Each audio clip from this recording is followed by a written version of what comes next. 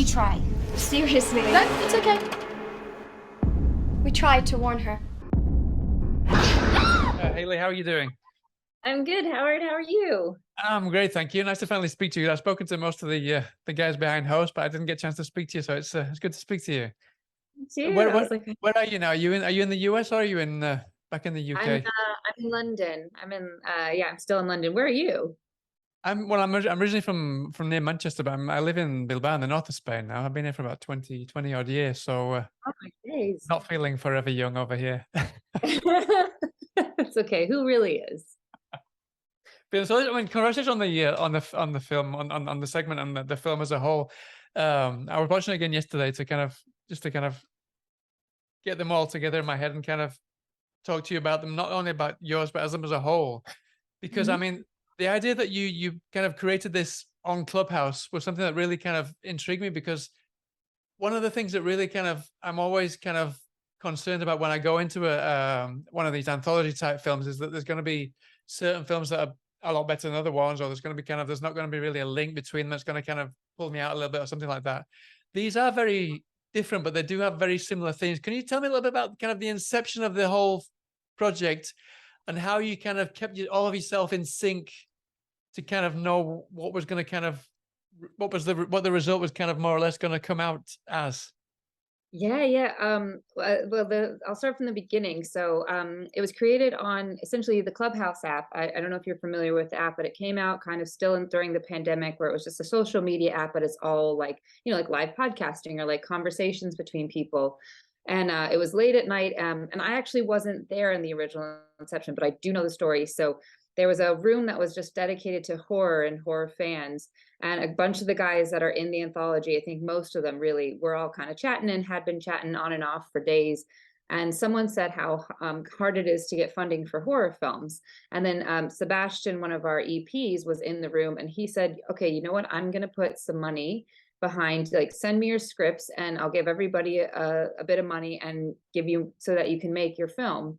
Right. And he kind of said it as like yeah, okay, I'll just throw this out there. And I think within like 4 hours, he got his first script.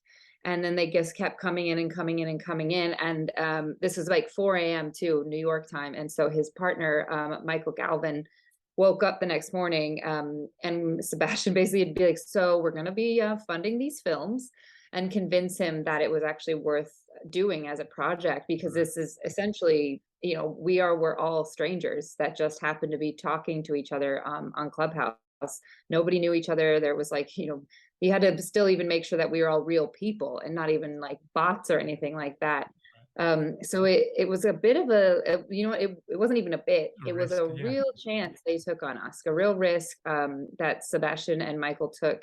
But they did. They kept their word, and they sent, they picked their scripts and they sent everybody the funding to make the films. And then I was a slighter later addition, because I had written a short that I wasn't actually in the room, but my friend Jed Shepard, who made one of the writers of Host, was in the room, and he had become good friends with Sebastien at that point. And he messaged me immediately saying, you need to send this guy your script, because he had knew I was trying to find funding for it for Forever Young. And so I sent mine to Sebastien and he said, this is great. Can you make it 10 minutes? Because originally it was 2. And can you do it in 4 weeks? Because I was a bit late to the game, and I was just, as you do in anything in the film industry, you always say yes, and then you figure it out later. So I jumped in as well. And it wasn't actually, I was slightly skeptical at first, because again, like, someone says, yeah, we're going to give you money to make your film, you kind of always like, okay, sure. Like, I'll believe it when I see it. And then I actually jumped on a Zoom with Mark Pritchard, who's the other UK based filmmaker in it. And he was like, you have to do it. You're crazy if you don't, like, if you're not going to do it. Like, he'd already shot his at that point. And then Tim Willrich, who ended up being both Mark's and mine producer, was also on that call. And basically they were both just like, yes, you're doing it. Absolutely. And so I did. And it was kind of, you asked about how we made sure that they weren't all going to be like varying degrees of quality. And honestly, that was just a real luck of the draw. I will say there was an element of, there were other filmmakers who were given a chance that didn't deliver, and Michael and Seb did have to cut them from the anthology. So they really, it's real hats off to Mike and Seb, because they they really took the care to make sure that everything that went into the film was given enough attention to bring it up to a level if it needed to, or they sacrificed films that weren't up to par so that there wasn't this discrepancy. And I don't know, I think we just, we got really lucky that everybody seems to be talented enough to deliver something of quality, and they weirdly work together in like there's a couple of comedy ones and a couple that are more scary and more abstract. And I think there's a nice, at least personally, there's a nice flow of it's not just like in your face all the time. It kind of gives the audience a chance to breathe. Yeah.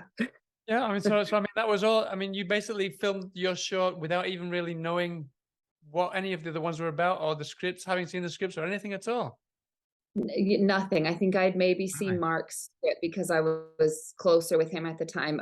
And then I got, I kind of got introduced to everybody, and everybody is so wonderful. It's this, really special project because, again, we all started as strangers, and now we feel like this little family because we're all like we're from 3 different countries and all over the US and Canada and the UK. And yeah, we just kind of took, I guess you just for me, I was like, look, worst case scenario, I've made a short film, which is, it's very hard to find funding for shorts. Best case scenario, it turns out as it has, and we get to have it actually come out in theaters and actually come out on video demand and actually have press and get to talk to people about it and share this experience. So we're very lucky it went best case scenario. No, definitely. But I mean, at the same time, kind of the fact that that you're going to be, it's not competing, but at the same time, it's kind of, you want to kind of live up to the kind of the level that the other people are there. Because I mean, I imagine most of the people haven't really done much before either. I mean, they're all in the horror genre, but they've never really kind of made anything big that you could compare what you're doing to what they've done before. Now, that must have been quite a pressure on your shoulders, no? Quite a heavy weight on your shoulders at the same time, making the film, no? For sure. It definitely it gives you a bit of motivation to make sure that you're not the worst of the bunch. I guess there's an element you never want to deliver your project and then be the thorn amongst all the roses. So it did, I like a little competition. It was good of internal fuel to my fire to make sure that I did, put 110% into the project, to make sure they really delivered something nice. And I think everybody kind of had that going in, because I should have mentioned too, the group did a writing room with everyone, but I think myself and Nichole, but together, so they had all met and actually gotten to interact a bit more. And then Nichole and I worked with the later editions. So I took Mark's word for it, I'd say. And I don't know if you've talked to Seb and Michael at all, but they're also people you don't want to disappoint when they you first meet them and they're really putting their trust in you and they're they're putting their money in you. You want to deliver for them. So it worked out that way. I think it's a little bit of competition goes a long way. Definitely. And obviously, I'm curious. I mean, obviously, you're quite young. I won't ask you how old you are, but I mean, I was quite surprised that you kind of you wrote this short. I don't want to give too much away, but this short that kind of makes you feel like you're kind of over the hill already. Where was the inspiration? Did you kind of reach the stage where you got a problem with aging, or was it just that you found that your moves weren't as up to scratch as they used to be on TikTok? What was the kind of the inspiration for this short that you did? A little bit of all of the above, but I can say that I am 30. So there was an element of it is autobiographical. When I turned my 29th, I was, having the panics that I think a lot of my friends have. I think a lot of people do, is when they're making the jump from 29 to 30, there's this weird existential crisis that happens from, whatever the external factors of the world have been put upon us, that apparently, I grew up in the 2000s. That was my experience, was that 30 was old. And then you reach 30 and you're like, wait a second, this isn't it at all. There's plenty of time left. So there is an element of taking from my own experience. But then when I wrote it, I actually wrote it in the middle of the pandemic. So I think it was just after Host, actually. So I was already in that horror space. And all of my friends were, on TikTok, or TikTok was just coming out, actually, but they're all, a bunch of late 20s, early 30-year-olds on TikTok, on Instagram, doing the dances that, should be left to the teenagers, in my opinion, at the time. And I thought it was just so cringy to watch all these people that are trying to just, in hindsight, I'm like, oh, they're just trying to have some fun and whatnot. But it was an element of it that I felt very judgy on it, that they were trying to exploit the youth and stay relevant and stay cool instead of just accepting their fate, that we move from going out all night into wanting to have a nice home and looking at carpets online. There's a change, and that's okay. It's okay to accept the change, but I did think it would be really funny, what if they were punished for doing that?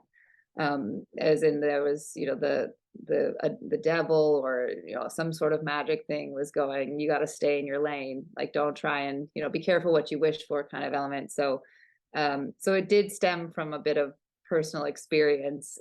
Thank you for assuming I wasn't 30. That's so kind. It's the best compliment ever, that you don't. It's but, and then I should say also, the other thing that was happening when I was writing it was the 2000s fashion was coming back, and I personally was never someone who fit into low-rise jeans. Like, that just I didn't grow up with that, stick figure that could do that. And I think loads of women and men as well who just curse the low rise for what it did to our self-esteem as children. And so I saw that coming back, and I was like, this should be a warning to the wise. Like, it should never, ever come back. And I would say, I don't want to give too much away. There's you can kind of spoil the end of it if by mistake. So, but there's hats off to the costume designer, for example, who I believe worked on Host as well, no? Because yes, yeah, there's Alexi. some great looks in there, that kind of modern looks, but also like the look that I imagine you weren't too keen on when you were growing up, no? Tell me a little about the kind of look that you went for. And was that your kind of personal decision? You told her what kind of clothes you wanted to wear and the kind of look that you wanted to have in the segment, or was that kind of something that you kind of left her to her own devices to come up with to surprise you? It's so Alexi Kotkowska, who is she's been my costumer for years and years. She did Dawn of the Deaf with me, another short film of mine. She was the costume designer on Host. She's brilliant. She's a great friend of mine, and so we have a good relationship where I kind of I sent her this script, and then I said I want to have a view of like the beginning. Lauren is like a wannabe Kim Kardashian. She's trying to be super cool and like overdone and too much makeup and kind of hiding everything under clothes and makeup and whatnot. And then the second half needs to be the ultimate terrible 2000s. So we kind of went through references of, you look at red carpets from them when it was jeans with dresses over it, and the low-rise jeans, and those weird, tank tops over t-shirts. And a lot of it was just like, I remembered things, but also she would find references and go, is this the right thing? And I'd say yes or no. So it was, for the turnaround time I gave her, she's brilliant at just quickly sending me references and finding things. And she found that the red pantsuit with the sparkly top. That's all her, because I kind of just gave her a rough idea and said, these are the colors I'm thinking. And she came with that and another option. And I was like, this is perfect. It's like over the top, too much, trying to be cool. And then the same with, I should also mention the teenage girls is all her again, me just giving her like Kardashian kind of references and rough colors ideas, and then her sourcing everything and finding it all and putting the actual mood boards together. And then the 2000 stuff was a mix of vintage things and weirdly stuff from Urban Outfitters that was,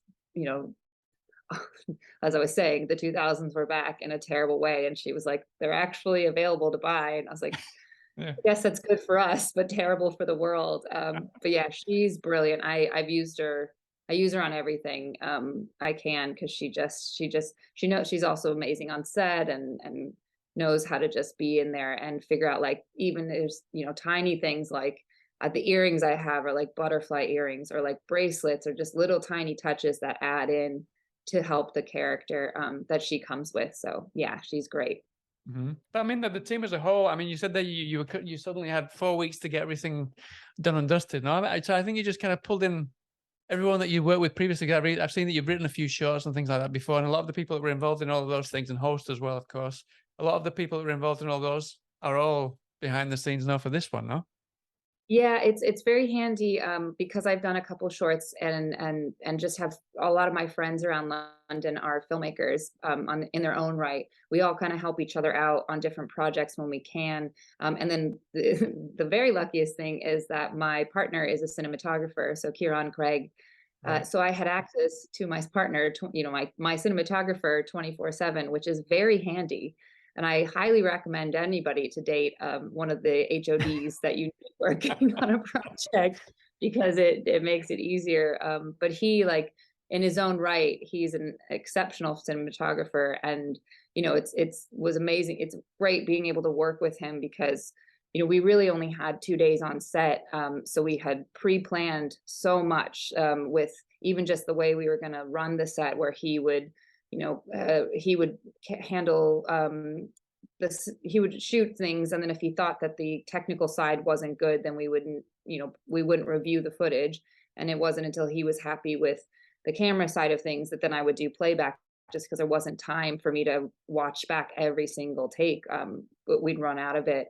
And he's great for suggesting things like, let's do the Kubrick zoom in the beginning, and like, what if we shot it like this, what if we shot it like that, which you wouldn't normally get. You get that, I guess, from your DP, but you wouldn't get that all day every day. And someone who's just as excited about working on it with you, which is invaluable really as a filmmaker. And then everyone else too. It's I can't say enough good things about my producer Tim Wilrich, who I again, like, I met through this process, and now he has become just our producer for moving forward on everything I do.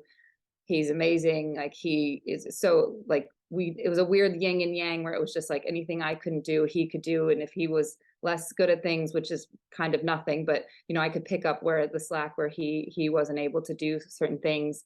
And then it was just a real labor of love from people I've worked with over the years, and pulling in favors from either my friends or from Kieran's friends to help put it together. Because in the short film world, you can't really, like, the budgets aren't amazing, the time is never there, and you're trying to make things for way above what you've kind of normally been working with.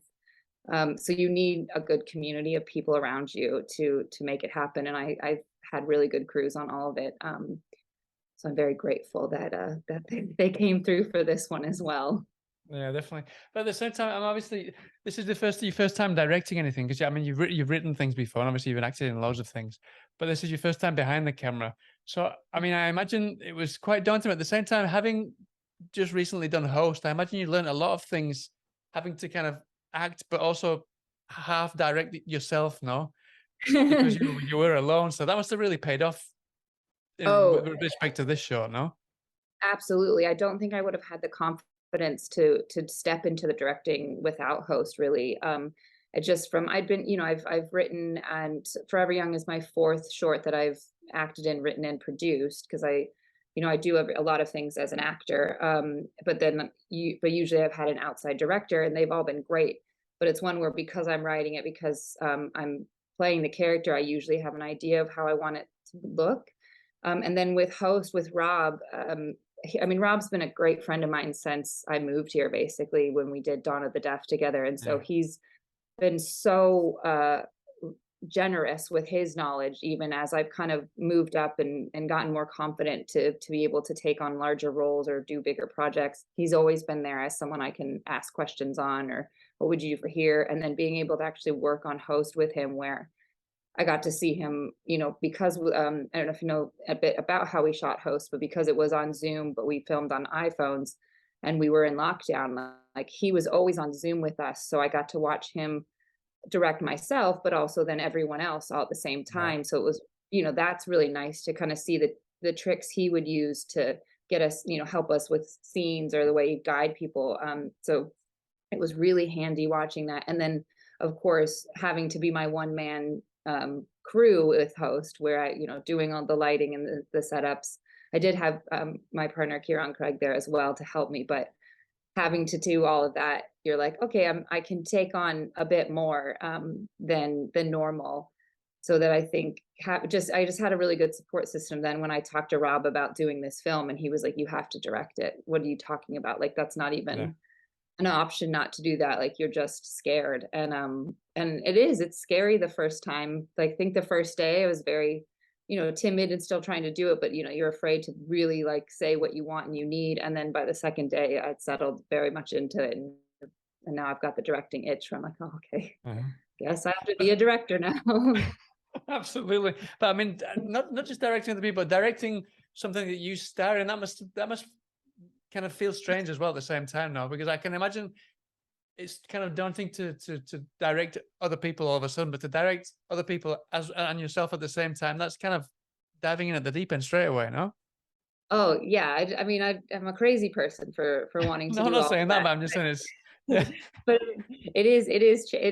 it's equally challenging, and equally I think I feel more comfortable doing it because acting is, I've got a master's in acting and I've been really studying that, and that's something I feel very confident in, where I can pick up a script and read characters, and that I did the homework there, so that, and because I've also written it, I've lived with that character for much longer than normal actors would have that script. So I've tried to create a character that I know I can play fairly well. So there is an element of, I know how to deliver the lines, and I can tell when I haven't delivered them the way that like you think about them in your head as the writer. And if they're not coming out that way as the actor, then the writer can basically call that and stop myself from doing, feel like I'm a three different people in one at the same time. Maybe that's a good thing, a bad thing. Jury's still out. But then taking on the directing side, the directing becomes a lot more technical. Then I can actually worry a lot more about, the shot composition, or, colors, or the other actors I'm playing with, to be able to know if I'm giving them enough, because they're not giving me back maybe what I wanted, and as the director. And then again, it just helps having your cinematographer there to be such a force to support you in that way, so that I have a second pair of eyes who knows exactly what I'm after, because I had already discussed this. So even if something wasn't going as pre-planned, Kieran would be able to call it out if I didn't notice it. So it was a real team effort from like everyone involved, which is helpful. Of course, yeah. I mean, just to finish off then, I mean, obviously it looks like you've definitely got the director's bug. Have you got a longer script in the works, or something that maybe you can have a shorter script that you would like to direct in the future? Or is that just something that maybe you're starting work on now since filming this? I do. I've written. I've got the first draft going of the Forever Young feature. So I've got. Right. I'm hoping to be able to take that and make actually the longer version of it within the next year or so. But working on that script, and then I've got another short that I've written that I'm hoping to make maybe before the feature or sooner than later, and then expand that one. And then I've just got there's a couple ideas roaming around in my head that are being developed into longer format stuff, because I think that's the natural progression, isn't it, to go from short to feature? So hopefully, yeah, fingers crossed. crossed. Here alone in the cold, it's just me who hears you call.